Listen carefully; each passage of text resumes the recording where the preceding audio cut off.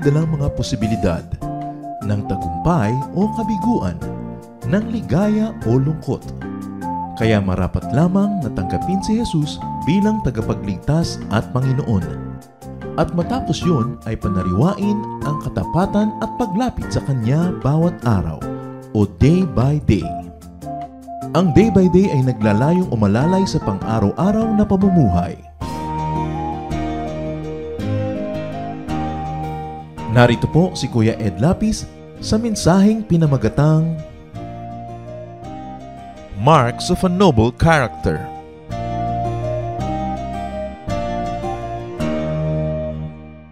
So Genesis 1:27, sa ulat tungkol kung paano nilikha ang tao, sabi po dito, God created man in His own image.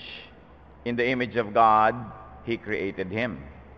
So ang tao nilikha sa wangis ng Diyos, sa anyo ng Diyos, higit sa kanino mang nilalang siya ay hinilikha sa wangis ng Diyos. At nung nakasala ang tao, ano po ang ginawa ng Diyos? Para maibalik sa wangis na kaibig-ibig at kanais-nais, tinubos at nilinis ang tao. 1 Peter 1:18-19. For you know that it is not with perishable things, such as silver or gold, that you were redeemed, but with the precious blood of Christ. So sa una pong creation ay hiningahan ng Diyos ng kanyang espiritu ang tao, at nung ang tao ay nagkasala at nagkamalit dumumi, hinugasan naman ng dugo ng anak ng Diyos ang tao. At sa 2 Corinthians 3:18, sinasabi ko ano ang marapat mangyari sa tao. And we, who reflect the Lord's glory, are being transformed into His likeness with ever-increasing glory, which comes from the Lord. So ang tao po na nilikha sa wangis ng Diyos, narumihan, hinugasan ng anak ng Diyos, ng kanyang sariling dugo, at ngayon ay patuloy na binabago ng Espiritu ng Diyos upang manumbalik doon sa anyo na kawangis ng Diyos, subalit nasira dahil sa kasalanan. So, we were created in God's image, redeemed by the blood of the Son of God, and are being transformed through the work of the Holy Spirit into the likeness of God again. Therefore, man is to be of noble character. Ang tao, lalo na ang anak ng Diyos, ang mga mananampalataya ay marapat na marangal, marapat na mataas ang uri ng pagkatao, marapat na parang maharlika, noble. Kaya ito po ang ating pag-aaral ngayon, madalas ay nalilimutan, maging ng mga mananampalataya, ang pagiging marangal, to be of noble character. And the title of our study today is Marks of Noble Character. Marapat na hanapin natin ang mga palatandaang ito sa ating buhay, at marapat na ito ay ating ipanalangin. Aming Diyos, salamat po sapagkat kami ay nilikha ninyo, ang tao ay nilikha nyo. Matapos magkasalay, tinubos nyo pa ng dugo ng iyong anak na si Jesus. At ngayon patuloy niyong binabago upang mabalik doon sa wangis na nawala dahil sa kasalanan. Paghahalagahan nawa namin, Panginoon, ang pagpapahalaga niyo sa amin. Huwag naming lilimutin kung sino kami, tao na nilikha sa iyong wangis. At nawa makita sa aming asal, sa aming pagkatao, yung mataas mong layunin para sa amin, at yung mga bakas ng anyo mo sa amin, O God. Turuan niyo po kami sa pag-aaral na ito. Buksan niyo po ang aming isip. Patawarin niyo kami sa aming mga kasalanan. Hugasan niyo kami sa aming mga karumihan. Tulungan niyo kami, Panginoong, makita ang mensahe niyo para sa bawat isa sa amin ngayon. At nawa, ang salita mo ay makapagpabago ng aming buhay, makapagpalakas ng aming mga kahinaan, makapagpalinis ng aming mga karumihan. Pagliwanagan mo kami, Panginoon, ng iyong karunungan. At ang yunawang karunungan ang siya naming masundan, hindi ang aming mga sarili lamang na mga asal at kagustuhan. Protect us, O Father, from all works of evil men and evil spirits. Protect us from all malicious plans of the evil one, even our loved ones, our households, everything that you have given to us, and everyone that you have given us, O God. May you bless each one of us. And may you give us, Lord, your spiritual, emotional, and intellectual blessing. Magkaroon kami ng matang bukas para makakita ng dapat makita, taingang nakikinig ng dapat marinig, pusong sumusunod sa dapat sundin. Kayo po ang siya maging tagapagsalita ngayon, Panginoon. Mangusap po kayong may kapangyarihan at nawa ang kalooban niyo maganap sa aming buhay. Sa pangalan ng iyong anak na si Jesus, aming tagapagligtas at tunay na guro, ito po ang aming dalangin. Siya nawa. Ano po ba ang ibig sabihin ng noble? The dictionary defines noble as having high moral qualities. Hindi ibig sabihin dugong bughaw, hindi ibig sabihin anak ng mga prinsesa at prinsipe, pero tayo dahil anak ng Diyos, ng hari ng mga hari, dapat lang tayong noble. So noble is to have high moral qualities, to have high character, and even outwardly to have respectable appearance. That is the least that we can have as children of God, to have respectable outward appearance. What are the marks of noble character? Ano nga po ba ang mga palatandaan ng isang maharlika na pagkatao? Maharlika na sinasabi natin dahil anak ng Diyos, dahil tao na nilikha sa wangis ng Diyos. Ang Proverbs 31 verse 10, sabi po dyan, a wife of noble character who can find. And interestingly, this whole chapter devotes a lot of its parts to the definition of the noble character. And this noble character is not only for women, but also for men. It so happens that the example given here is the noble woman who is the ideal wife. But this quality transcends gender, and this nobility transcends the limitations that it had. That means for a wife. So, sa Proverbs 31:11, ano daw po ang isang karakter ng noble wife, which of course can translate into a noble person? Her husband has full confidence in her and lacks nothing of value. Ang isang babae na noble character, ang kanyang asawa ay lubos ang pagtitiwala at dapat naman siyang mapagkatiwalaan. In other words, generally speaking now for all, both men and women, a person of noble character, one mark is trustworthiness. Na pagkakatiwalaan ang isang taong noble, isang taong marangal, maharlika, inspires and deserves confidence. Kailangan po tayo mga Kristiyano na pagkakatiwalaan, hindi mga bantay sa lakay, hindi may dalawang salita, hindi papalit-palit ng ating mga desisyon, lalong-lalo kung tayo ay meron ng pananagutan sa ibang tao. Trustworthiness is a mark of a noble character. Proverbs 31 verse 12 goes on with character traits of a noble person. She brings him good, not harm, all the days of her life. Once more, the original context talks about the wife bringing good to her husband all the days of her life. So, a noble person has positive presence. The noble person brings good, not bad, to the people he comes into contact with. Hindi pinagsisisihan ng taong nakilala ka, hindi pinagsisisihang napalapit sa iyo, hindi pinagsisisihang ipinakilala ka sa kanyang mga mahal sa buhay, dahil ang dinadala natin sa tao ay kabutihan lamang at hindi kasamaan. It is a mark of a noble character. Proverbs 31:13, she selects wool and flax and works with eager hands. Namimili siya ng mga materials for weaving, and she works eagerly. In other words, mark of a noble character, industry. Masipag ang isang taong marangal. Ang isang taong marangal ay marunong magtrabaho at magaling magtrabaho.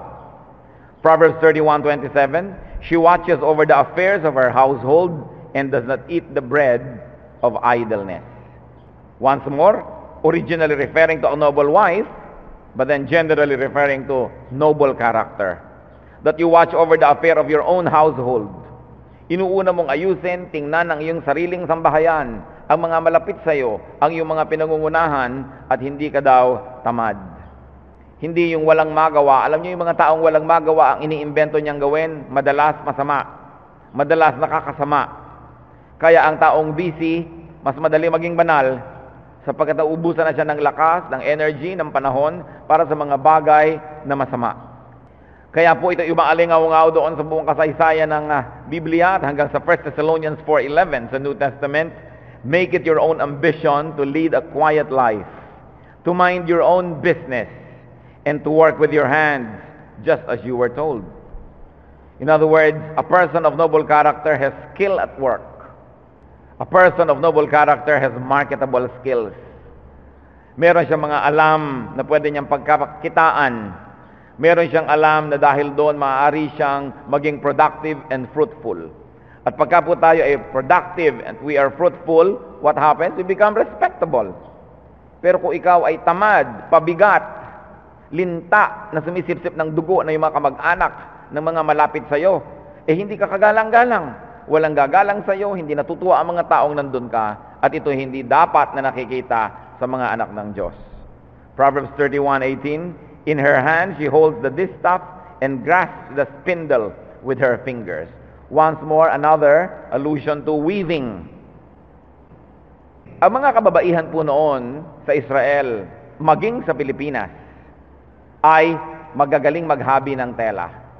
Sapagkat ang mga babae ay nagtatanim sa bukid, nagtatrabaho sa mga patanim, pero pag naitanim na ang mga halaman at iniintay na lamang na ito'y lumago at mamunga, ang mga babae naman ay hindi nagiging tamad at pabaya, sila ay nagwi-weave, naghahabi. At inabutan ko pa ito nung araw, kahit yung mga magsasaka na nakikita ko, pagkatapos magtanim ng mga palay, sila ay nagniniting, nagtatating, nagdunol sila ng mga panyo, ng mga ine-export. May mga ginagawa sila. Nagtataka ko ngayon, there is so much idleness. Maraming mga babae, umagang-umaga pa lang, hindi pa nagmumumog, nagkikipagchismisan na sa kapitbahay.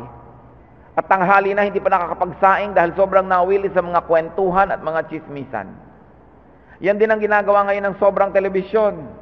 Maraming mga tao na dapat sana ay busy sa bahay pero lagi na lang nakatunganga sa harap ng TV at iyak ng iyak sa kapapanood ng mga drama, sa kapapanood ng mga Meksikano, ng mga Koreano at mga pag-ibig maging ng mga taga-ibang planeta na yata. Masyadong nakahiwalay sa katotohanan ng buhay. Too much television makes people idle and unproductive. Alam niyo po sa Japan noon kung paano sila unang nakarecover matapos ang gyera na sila'y pinulbos halos at naubos ang lahat-lahat. Ang mga babae sa mga baryo-baryo nila ay nag-a-assemble ng mga electric fan, ng mga plancha at kung ano-ano. Dinadala ng mga pabrika sa bahay-bahay kasi nag-aalaga ng bata yung mga babae, so may ginagawa din sila sa kanilang mga bahay. Napakaraming oras ang nasasayang, hindi lang ng kababaihan, pati ng kalalakihan dito sa atin. Umagang-umaga pa lang, naglalasi ka na. Alas 10 pa lang, mga pasuray-suray na at sasaksakin ang unang dadaan. Kaya nagkakasira-sira ang ating lipunan sa sobrang kawalan ng ginagawa ng tao. Tapos nagtataka kung bakit mga mahirap. Tapos inaasahan na lang yung kaisa-isang kamag-anak na overseas Filipino worker. Lahat nakadagan doon, lahat humihingi, lahat umaasa, pero lahat gusto mag-mall, lahat gusto may cellphone, at gusto yung cellphone, yung pinaka-latest pa, yung may bread toaster sa loob. Ang gusto pa nila laging mga nagde-debut, akala mo mga prinsesa, ang mga nakagown pa't magbababa sa kilalaki mga hagdan, kahit na inutang lang ng magulang ang pang-debut. Napakarami nating mga ginagawang di dapat ginagawa ng mararangal na tao. We must live within our means and be productive. At dapat hinahangaan ng tao sa kanyang skill at work. Anong ginagawa ng mga kabataan ngayon? Imbis tumutulong sa mga gawain sa bahay, imbis nagkakaroon ng mga summer job, nakasubsob lahat sa mga computer, nakasubsob sa mga electronic, mga gadgets, at ang pinakapahinga nila mag-mall. Tapos nagtataka tayo kung bakit tayo ganito. Ang mahusay daw pong tao, at dinedescribe dito yung babae, Proverbs 31 verse 15, she gets up while it is still dark. She provides food for her family and portions for her servant girls. Napakagaling niya. Maaga pa lang ay gumigising na. Hinahanda ang pagkain ng kanyang pamilya, binibigyan ng pagkain ng kanyang mga katulong, at binibigyan ng mga assignment kung ano mga gagawin nila araw-araw. Ang isang babaeng hindi marunong sa bahay, kahit bigyan nyo ng 10 katulong, magulo pa rin ang bahay niyan. Kasi siya dapat na nagmamanage, anong gagawin mo, anong pwede mong gawin, anong trabaho mo ngayong araw na ito. So, one mark of a noble character is organization. Organized dapat. The noble person has time. The noble person is seldom in a hurry. The noble person is unhurried, unruffled, quiet as a pool without blemish on its face. Sapagkat napakarami pong mga kahihiyan at napakarami mga indignities ang inaabot ng isang taong nagmamadali. Nagmamadali, naiiwan ang kailangang dalhin, nadadapa, umiinit ang ulo, napapaaway, sumasabog ang bag. Maraming mga disgrasyang nangyayari sa isang taong nagmamadali. Very undignified. Kaya kung gigising ka lang ng 1 hour earlier than usual at hindi ka matutulog kasing himbing ng sawa na gumigising lang pag gutom, maraming mga kagalang-galang na bagay na mangyayari sa isang tao. Organization. 1 Corinthians 14:40, but everything should be done in a fitting and orderly way. Kaya maraming mga pamilya, nagpipiknik na lang, nagbabangayan pa yung mag-asawa kasi naiwan ang pangkayod ng buko, naiwan ang tsupo ng bata, naiwan ang ulam, naiwan ang ganito, kasi nag-aapurahan nung aalis, kasi tanghaling maggisingan. Kung gigising ka lang ng mas maaga o bago ka makatulog, nakapila na lahat ang iyong gagawin. Yung nagmamadali pag magbibihes, kung saan-saan hinahanap yung belt, kung saan-saan hinahanap yung plancha, kung kailan aalis ng bahay, tsaka palang mamamalansya. Mga miserabling buhay. Samantalang kung gabi, inayos mo na yan, nakapila na lahat ang gagamitin mo, gigising kang mapayapa, you have dignity. Sinasabi, she gets up while it is still dark. Liban na lang pag evening shift kayo, mas maganda talaga yung gumigising ng maaga. There is organization. Another mark of noble character is in Proverbs 31:16. She considers a field and buys it. Out of her earnings, she plants a vineyard. So what is one mark of noble character? Productivity, fruitfulness. She plants, she produces, she creates. Ako pa ito ang tuwa dahil meron ako ngayong mga naaaning mangga na itinanim ko pa lamang 1 taon, 1 year ago. Pero siyempre, yun yung grafted na madali nang mamunga. Pag talagang may itinanim ka, meron kang aanihin. Napakahalaga na lagi kang nagtatanim ng mabuti, lagi kang may itinatanim na kagandahan, sapagkat may aanihin ka rin nun. Ano pa po ang description dito sa woman na to of noble character? Proverbs 31:24. She makes linen garments and sells them, and supplies the merchants with sashes. So, hindi lang siya nagwiweave ng tela, tinatahipan niya, gumagawa siya ng sari-sari mga sinturon, mga kung ano-anong mga naibebenta niya sa mga may mga tindahan, dadalhin niya doon at kokolekta siya ng bayad later on. Titus 3:14, our people must learn to devote themselves to doing what is good, in order that they may provide for daily necessities and not live unproductive lives. Kahit ngayon mamakyaw ka lang ng uling, pwede kang merong gawing negosyo, mag-uumpisa ka ng konti, lumalaki yan. People must be productive. Dapat pag pumupunta tayo sa isang lugar, kahit kabaryo-baryuhan, hindi mo sasabihin, naku, wala namang nangyayari dito, walang kabuhay-buhay, nakakainip. Kasi siguradong may makakita ka doon na pagkakaperahan kung bubuksan mo lang ang iyong mata. Kailangan tinitingnan ng tao kung anong pwede niyang gawin, kung anong pwede niyang itanim, anong pwede niyang tahiin, anong pwede niyang bilhin at ibenta, mag-buy and sell, and there will be profit that can be made, and you will also inspire production among people that you buy from. That is nobility, because when you are independent financially, you become noble. But how can you be noble when you are dependent? Umaasa ka lang sa bigay. Umaasa ka lang sa awa ng kapwa. Paano ka magiging maharlika noon? Susunod-sunod ka, bubuntot-buntot. Nilulunok mo na lang ang iyong pride kahit na kumisa ikinaiinsulto because you are not independent. It is important to be productive. Proverbs 31:20, another mark of noble character, she opens her arms to the poor and extends her hands to the needy. Charity is one great mark of nobility. She helps the poor. She helps the needy. Alam niyo po kung minsan naman yung iba, pagka marunong maghanap buhay, pagka talagang nagpapakahirap kumita ng pera, kumikita nga, pero tumitigas ang puso. Alam niya kasi kung gaano kahirap kitain ng pera, halos ayaw na magbigay. Sobra ng wise. Lagi niyang inisip, ibibigay ko to, pagka in-invest ko doon, kikita. Sobra na naging wise. Pero nakita niyo po yung balance ng babaeng ito na binabanggit. Marunong siyang magtrabaho, nagpapakahirap, pero marunong siyang magbigay sa mga kapuspalad. She extends her hands to the needy. It's very balanced. Hindi yung kung mahirap kayong maghanap buhay, sobra na nyo na ngayong Diyos ang pera dahil mahirap kitain. Alam niyo po, marami na tayong nakitang tao na hirap maghanap buhay, tapos kumikita, pero hindi pa rin nila nalalasap yung sarap ng kanilang kinikita dahil wala silang ginawa kundi pataasin ang salansan ng kanilang iniipon, sambahin ang kanilang salansan, ni ayaw gastahan ang sarili, ni ayaw gastahan ng mga anak at mga apo, at wala nang inisip, mahirap kitain ng pera, kaya di dapat gastahin.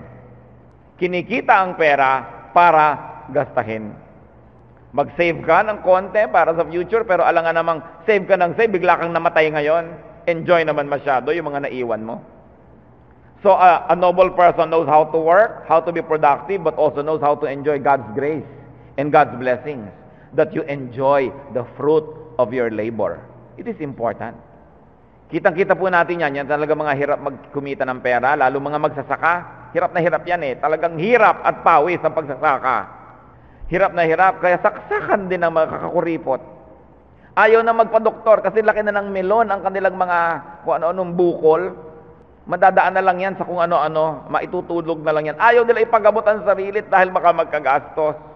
Ayaw man lang bumili ng masarap-sarap na ulam. Ayaw man lang magdamit ng maginhawang damit at regaluhan mo na magandang damit na bubulok sa aparador, ayaw gamitin. Kailan gagamitin ang magandang damit? Pues sa burol. Kaya kailangan marunong tayo magtrabaho, tapos sa pasalamat natin sa kabutihan ng Diyos, nilalasap din natin yung bunga ng ating pinagtatrabahuhan. Yun ang tunay na worship. When you can enjoy good food, when you can enjoy good times and say, Lord, even this is from you. You bless my labor, you bless my effort, and this is the fruit. Thank you for making me enjoy life. It's part of worship. But make sure that you enjoy the fruit of your labor. Hindi labor ng iba. At marunong tayong magbigay sa ating kapwa kahit mahirap maghanap buhay. Don't let the difficulty of earning a living harden your heart.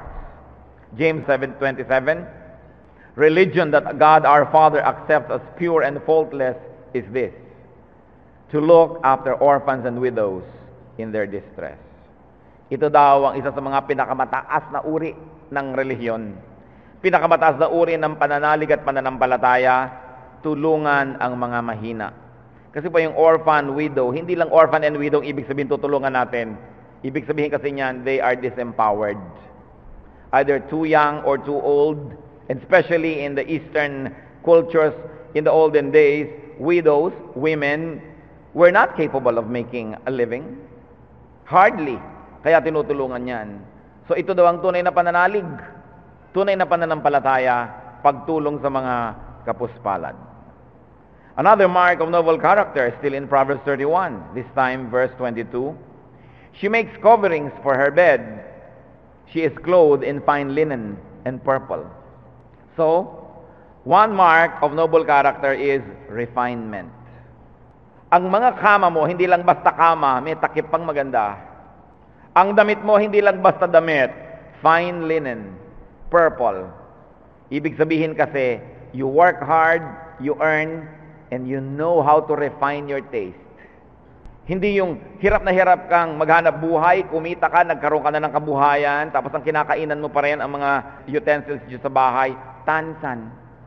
Hindi ka man lang matutong gumamit ng magagandang plato at magagandang kutsara. Ang mga tinidor sa bahay mo, liku-liko para mga sanga ng gabi. Liku-liko yung tinidor, hindi man lang tuwid. Kung ano-ano na lang, ang mga takip ng iyong kama, bimeg feeds.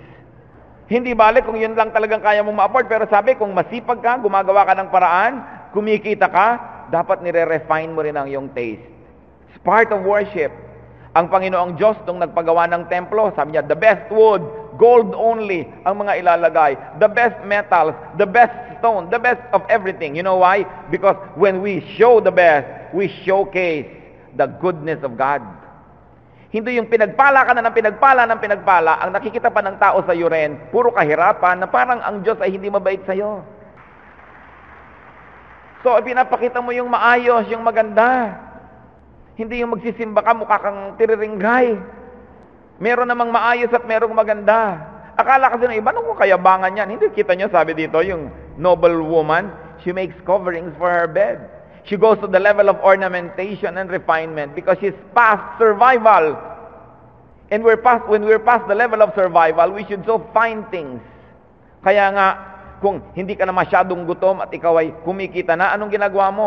Uma-attend ka naman sa theater. Nanonood ka ng mga cultural programs. Nagbabasa ka ng poetry. Because you've got to graduate to a finer level of humanness. That's why you begin to appreciate the arts, the beautiful. Hindi yung ang dami-dami na ibinigay sa iyo ni Lord, ang gulo-gulo pa rin ang buhay mo. Parang hindi siya naging mabuti. Baka tuloy bawiin at ibigay sa iba. Pero titingnan ninyo, hindi niya inuubos sa pagpapagarbo ang kanyang pera. Nagbibigay siya sa mahirap, tumutulong siya, kumikita siya, pero marunong din siya mag-enjoy. And when you look at her, you say, she is noble. She is blessed. Hindi yung kanyang Spartan na tsinelas, ikinakabit pa ng perdible dahil putol-putol. Tas ang dulo ng kanyang mga kamison. No? Nakabuhol na lang yung mga tirante ng kanyang bra. Samantalang may ibibili naman. Bakit? Sabi ko noon, she makes coverings for her bed. This means so much, ha? She is clothed in fine linen and purple. At hindi siya pinagalitan. You know why not? Kasi kinitan niya eh. Pinagtrabahuhan niya. At marunong din siya magbigay. We should move to refinement. It's a mark of nobility. That's why we should work hard. So we go past the stage of survival. Isa po sa mga tunay na nagpapalungkot sa akin, pag nakakakita ko ng tao na halos sa katandaan niya ay alam niyong malapit na mag-graduate sa buhay, pero hindi pa gumraduate sa survival level. Di naman lang nakalasap ng ginhawa. Di man lang nakalasap na kainin ang gustong kainin. Hamang buong buhay na lang nakabudget ang lahat. Puro pagtitipid. Tapos mawawala na ang buhay niya, gagraduate na siya. Kulang ang enjoyment niya sa inihanda ng Panginoon na blessing para sa lahat ng tao. Ang luwag-luwag ng planeta, hindi tayo dapat siksikan. Ang dami-daming pagkain sa planeta, wala dapat nagugutom. Kung minsan sa Europe, kung minsan sa Amerika, itinatapon, sinisira nila ang mga kamatis, maging alak, maging gatas, para lang ang presyo huwag sobrang bumagsak dahil may oversupply. Meanwhile, half of the earth is hungry. Hindi gutom dapat ang planeta. Hindi dapat gutom ang tao. There is only inequitable distribution of the wealth of the planet. Ang mga itinatapong pagkain pati sa mga fast food, pag 15 minutes na naiprito ang manok at hindi pa nabili, itatapon na yan kasi masisira ang image nila at ang kanilang quality. Meanwhile, just beyond the wall, sa kabila ng pader, ang daming nagugutom ng mga tao doon, pero itatapon ang pagkain dito. Hindi lang tayo marunong mag-manage ng ibinibigay ng Diyos. Hindi dapat gutom ang tao. Kaya hindi dapat tamad ang tao. At yung mayayaman at mga productive, tulad ng babaeng binabanggit natin, hindi dapat sakim. Marunong sila dapat magbigay. Marunong sila dapat mag-share. This is nobility. Because every human being is created in God's image. Hindi siya dapat parang aso na nagkakalkal ng basura at naghahanap ng makakain doon. Hindi siya dapat na nagtitinda ng kanyang laman sa mga gilid-gilid at sulok-sulok dahil siya ang kanyang katawan dapat temple of the Holy Spirit. Hindi siya dapat tatanghod-tanghod sa kumakain at tatakam-takam sapagkat napakaraming pagkain, napakaraming prutas, napakaraming gulay dito sa mundo. But what is wrong? Because people don't behave like humans that God created. People behave like beasts, unkind to one another, unproductive. That's why it is happening. Another mark of noble character is in Acts 17:11. This time we digress from Proverbs 31. Now the Bereans were of more noble character than the Thessalonians, for they received the message with great eagerness and examined the scriptures every day to see if what Paul said was true. Meron po ditong paghahambing ng dalawang uri ng Kristiyano, yun daw Bereans at yung Thessalonians. At sabi sa Acts 17, the Bereans were of more noble character than the Thessalonians. Bakit? Pag daw nag-preach si Paul, bagamat eager sila na pakinggan ito, pupunta muna sila sa Bible at i-check nila kung ang sinasabi ni Paul biblical. At yun daw ang ibig sabihin ng more noble. Siguro yung Thessalonians, kahit ano nalagang marinig, paniwala agad. Kaya sa atin po ngayon na panahon, mga kapatid, sino ang more noble Christian? Yung hindi naniniwala na lang agad-agad, basta-basta. Hindi yung tamad na kung sinabi ng speaker, ganun, paniniwalaan na. Checkan muna niya sa Bible. Una, kung nandun nga. At pangalawa, kung tama nga ba yung interpretation, tama ba yung reading. So anong nobility dito, mga kapatid? Commitment to the truth. Hindi yung may inattenda na seminar, bigla agad paniniwalaan at lulunukin na lahat ang narinig doon. Litong-lito na tuloy siya dahil sa dami ng seminar na pinupuntahan, hindi man lamang iniisip, hindi sinasala, hindi pinag-aaralan at sinusuri. Ang more noble character daw, tulad ng sa Bereans, examine the scriptures to see if what the speaker says is true. Kailangan yun ang nakikita sa mga anak ng Diyos. Commitment to the truth. Not being easily deceived. Not being gullible. Now, what are the fruits of noble character? Proverbs 31:21. Nasa Proverbs 31 ulit tayo. When it snows, she has no fear for her household, for all of them are clothed in scarlet. Sa mga panahon at sa mga lugar na mayroong winter, sabi ito daw mahusay na taong ito, mahusay na babaeng ito, noble at maharlika. Kahit lumalamig na ang panahon, wala siyang pangamba na giginawin ng kanyang sambahayan dahil lahat sila ay may pangginaw at hindi lang basta pangginaw, scarlet. Remember, because she works hard. Huh? One fruit of noble character, ample provisions, supplies, even wealth. People of genuine noble character will not be wanting. Why? Because they will be working hard, and they will be organized, and they will be giving to the poor, and they will please God, and God will give them ample provisions. Kaya ang sabi sa Proverbs 31:18, her lamp does not go out at night. Galing. Alam niyo po sa Israel, sa buong gabi, meron silang umaandar na ilawan na merong langis. Sapagkat ayaw ng mga Israelites ng complete darkness. They don't like it. Kaya nga ang symbol ni Lord ay light. Kasi ayaw na ayaw ng mga Israelites ang darkness. Kaya kahit sa gabi, merong isang munting ilawan doon na merong langis na buong gabi ay nakasindi. At ang sabi dito, yung noble woman, her lamp does not go out at night. Why? She has enough oil at home. Pag matutulog siya, tine-check niya na puno ng oil yung kanyang lampara at maubos man yun, meron pa siya doon sa isang bowl o sa isang jar ng oil. Ngayon, ang kanyang mga kapitbahay, ang mga dalahempak niyang kapitbahay, ang mga babaeng buraran niyang kapitbahay, magigising lahat, ang dilim, dahil naubos ang langis. Lagyan ng langis, ay wala tayong langis. Naubos pala, ay nalimutan ko, hihihi. Yan yung mga babaeng magsasangag na lamang, ay wala palang mantika, bili ng mantika. Nakalagay na ang bawang sa kawali at magigisa, ay wala palang sibuyas, takbo, bili ng sibuyas. Sa kalagitnaan ng pagluluto, ay nawala ng gas, naku, walang reserba, paano kaya ngayon yan? Nahilaw na ang niluluto. Walang provisions, kasi hindi noble.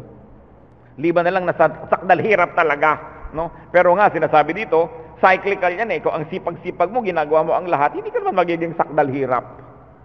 Because the least you have are your natural resources. Maibebenta mo pa rin ang trabaho ng iyong kamay. Pwede ka pa rin maglabada, mamalansya, mag-babysitting. Maraming pwedeng gawin basta hindi ka tamad. So, her lamp does not go out at night. Hindi siya nauubusan. Natanggal ang butones ng barong Tagalog ng asawa sa gitna ng event. Bigla siyang may isang extra butones na dala. Susultihin niya konti.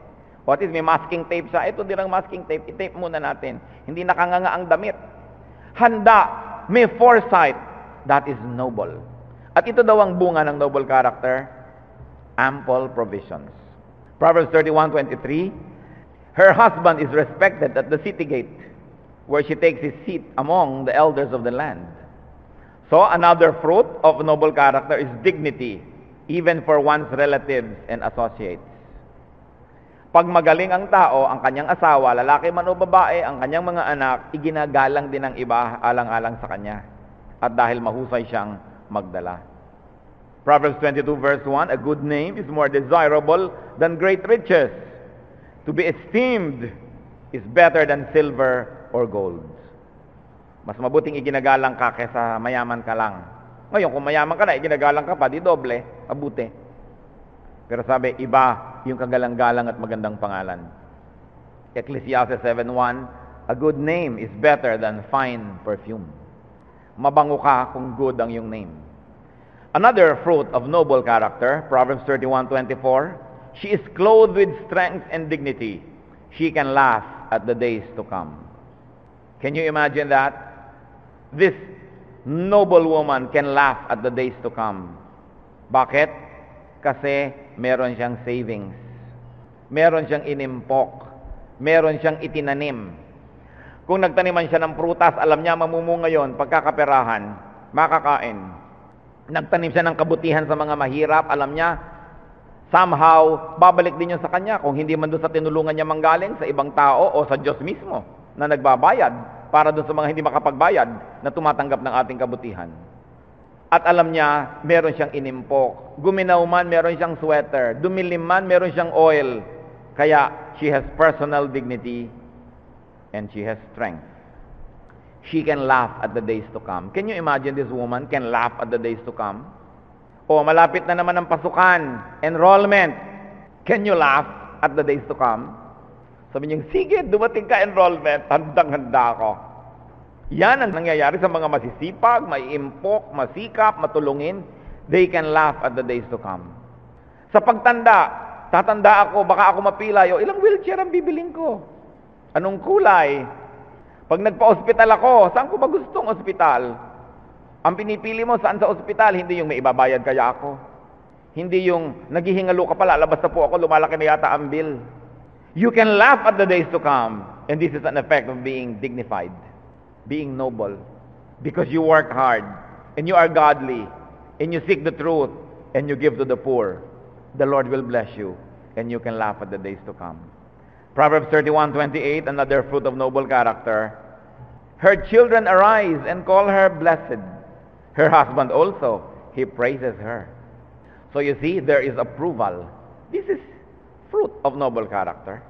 There's approval. There is admiration. There is praise. And remember, the praise is not of distant audiences, but of close relatives. Marami po kasi mga tao very charitable. Naku, nakikita mo na sa lahat ng charity. Pero yung pala, sabog-sabog ang bahay at puro sama ng loob ang maririnig mo sa anak tungkol sa kanyang nanay o natatay niya. O kaya napaka-sipag na Christian worker, present sa lahat ng mga events, activities, tapos sa papabayaan ng sariling bahay at reklamo din ang inaabot mula sa mga anak. Kaya ang sabi dito, her children arise and call her blessed. Her husband also, he praises her. Dahil ang tunay na nakakaalam ng tunay nating pagkatao ay ang ating mga kasambahay. Madali na linlangin yung mga nasa labas. Pagkatapos, yung pala, pabaya ka sa loob ng yung bahay. Kaya sabi, can you imagine this noble person? Ang inyo ba mga anak, arise in the morning and call you blessed? Pagpunta ba nila sa hapagkainan, sasabihin nila, blessed naman ang nanay natin o ang tatay natin. O ang sinabi, bakit walang dito ng tinapay? Bakit walang wala lahat? Ikaw naman, nagmamadali, sabog-sabog, nagagalit ka na tuloy dahil talsik ang mantika dito. Ay, wala palang gas, miserable. Sabi, this is what noble life is all about. It is measured, it is relaxed. Why? Because you wake up early while it's still dark. So, hindi kayo nagkakandara pa. So, nobility of character, brothers and sisters, is really important because it means readiness for noble and godly use. Remember, hindi lang tayo nagpapaka-noble para sa sarili natin na image o kapakanan because it is preparation for ministry to the Lord. 2 Timothy 2:21. If a man cleanses himself, he will be an instrument for noble purposes, made holy, useful to the master, and prepared to do any good work. That's why it is important to be of noble character, because God uses people of noble character to do noble work.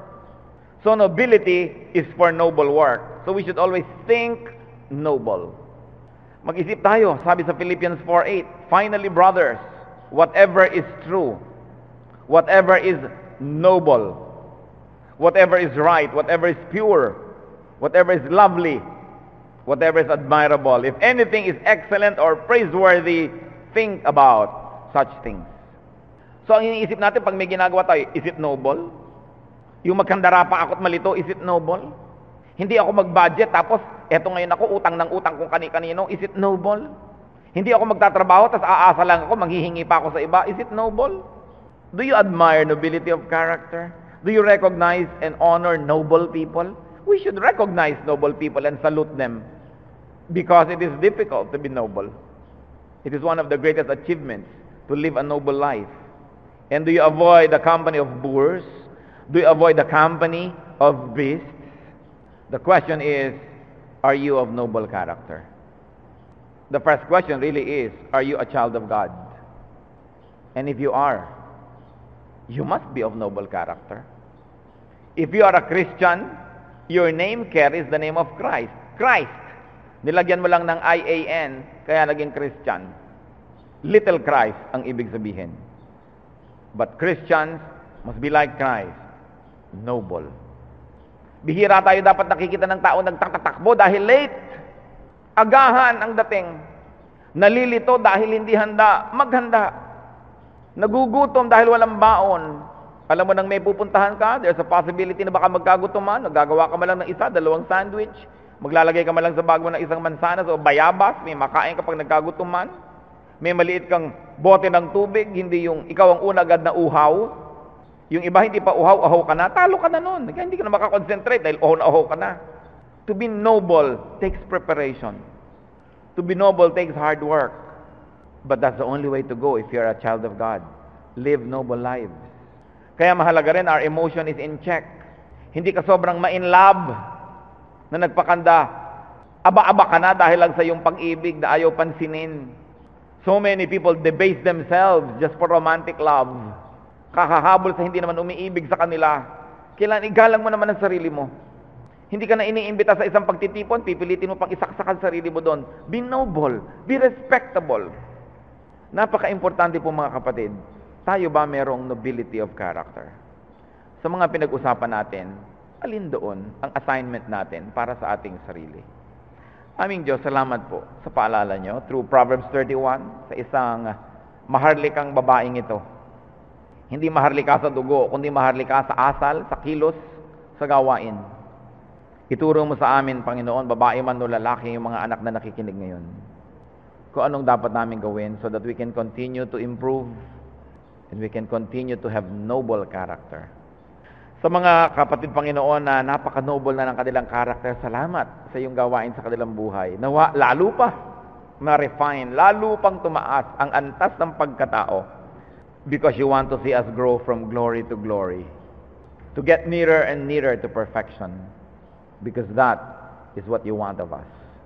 Nawa, Panginoon, makita mo ang iyong mga anak, kagalang-galang, kapita-pitagan, nakaka-inspire, nakakapagpalakas ng loob, nakaka-bless, nakakatuwa na makasama. Ipakita mo ang aming mga kapintasan at ituwid niyo kami.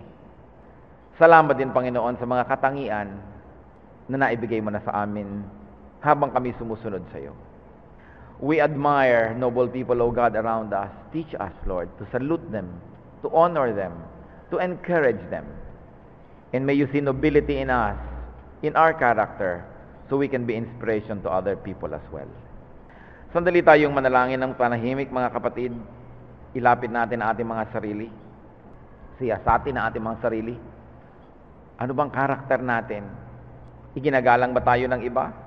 Usually, how people treat us is a reflection of how we treat ourselves. At kung meron tayong mga dapat baguhin, hihingi ng Panginoon ng kapangyarihan. Ang salita ng Diyos ay hindi nadidinig para pakinggan lang, ito'y nadidinig at dinidinig para sundin. Makipagniig tayo sa Panginoon ng sandali.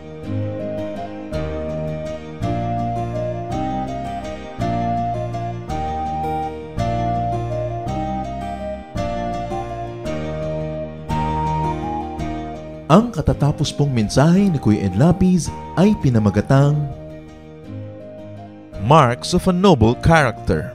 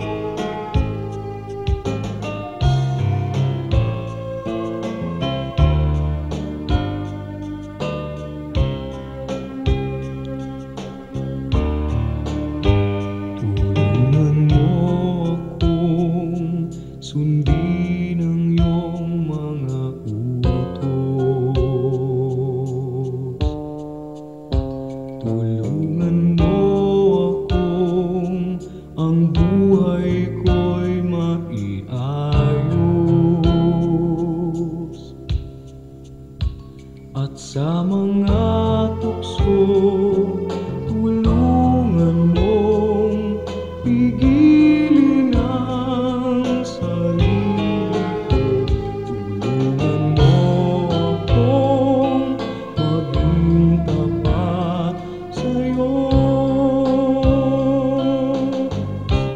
Pagpipigil sa sarili, pagpipigil sa sarili. Kung nalulungkot at nalulumbay, magtiis at maghintay. Pagpipigil sa sarili, pagpipigil sa sarili. Ang ituro mo sa buhay ko, Jesus.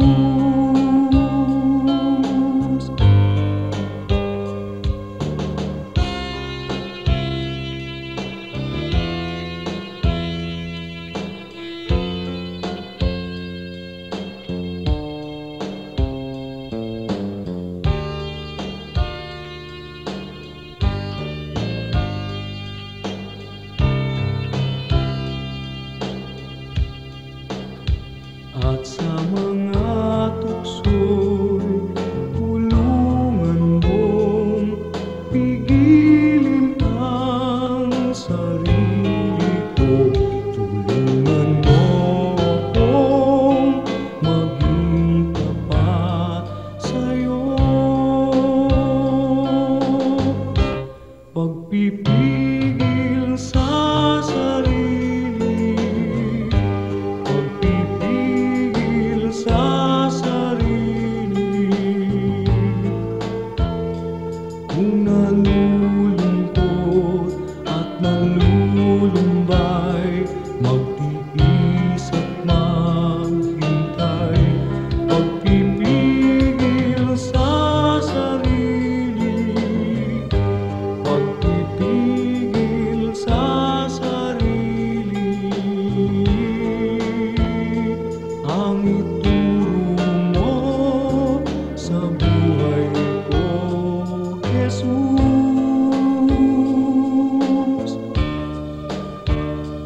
Ang ituro mo sa buhay ko, Jesus.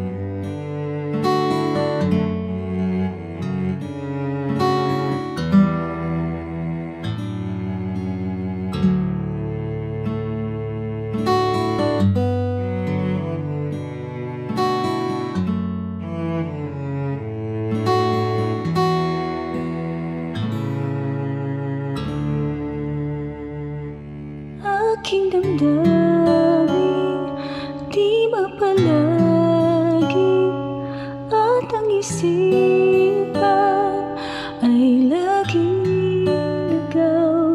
Di mawawari ang buhay palagi, kahit itama ay hindi sapat. Nais kong itama ngunit iabot at di sapat. Jesus, kailangan kita. Jesus, hindi mangangamba. Jesus, pag-ibig niyo'y ba di mapapantayan kahit na sinuman. Jesus,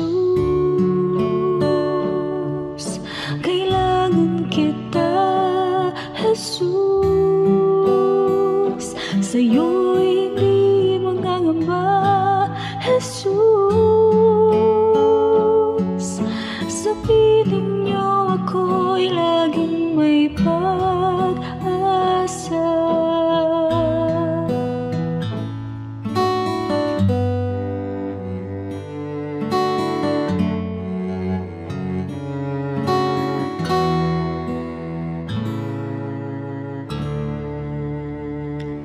Aking damdamin, di ba palagi at ang isipan ay laging ikaw, di mawawari ang buhay palagi kahit di tama ay hindi sapat.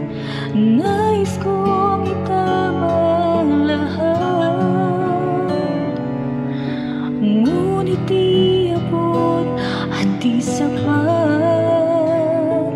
Jesus,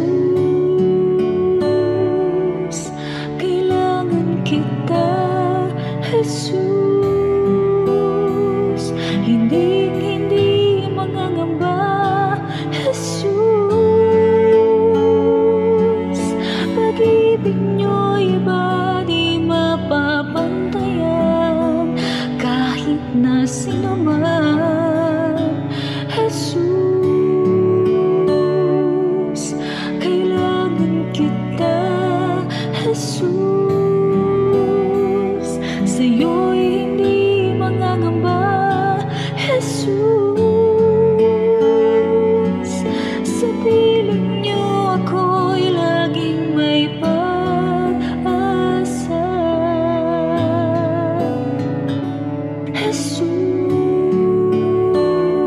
Jesus, kailangan kita.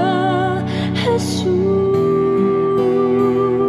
hindi mangangamba. Jesus,